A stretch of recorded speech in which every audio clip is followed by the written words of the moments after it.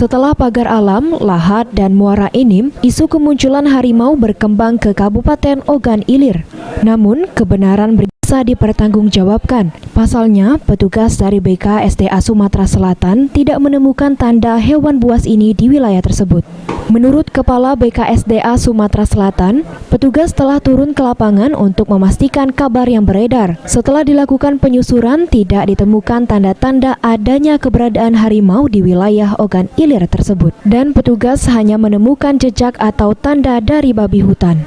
Menurut data habitat atau kantong satwa liar, harimau jauh dari pemukiman penduduk berjarak kurang lebih 90 km.